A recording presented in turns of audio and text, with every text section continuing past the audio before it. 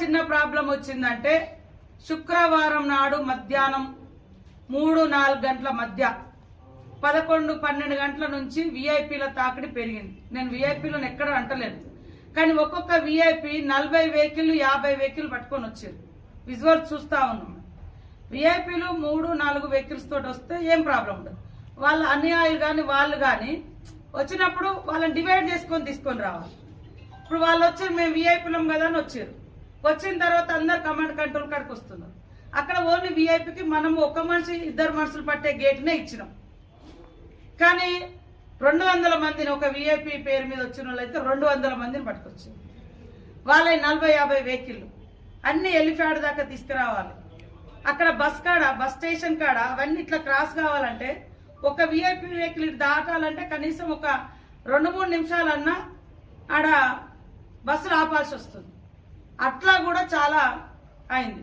మేము ఈసారి VIP vehicles పాసులు కూడా 8-10,000 మంది ఇచ్చిండ్రు కలెక్టర్ గారు. కొందరేమో ముద్రలు చేసుకుంటారట, కొందరేమో విఐపీ పాసులు ఇవ్వలేదని మొత్తం బెటాలియన్ పట్టుకొని వచ్చింది. అంటే నేను ఏమనంటే పబ్లిక్ అర్థం చేసుకున్నారు. మీరు పబ్లిక్ అందరు కూడా చాలా వరకు క్యూ లైన్లలో నిలబడ్డారు. మేము అటు పోయి ఇటు దర్శనం చేసుకుని వస్తాను, మాకేం ఇబ్బంది లేదని చెప్పి అది ఎవరు పొలిటికల్ గా చెప్పించింది కాదు, ఎవరు కాదు. మామూలు అంటే ఇండిపెండెంట్ మీడియా, ఏదో సోషల్ మీడియా వాళ్ళు కాదు, ఇండిపెండెంట్ వాళ్ళు, ఏ పార్టీ ముద్ర ఆ పార్టీ ముద్ర లేనటువంటి మీడియా వాళ్ళు పోయి పడితే వాళ్ళ ఫేసులలో ఎంత సంతోషంగా ఉంది. శుక్రవారం 4-5 గంటల వరకు ఒక మాదిరిగా అయింది. శుక్రవారం సాయంత్రం నుంచి అది మొదలైంది.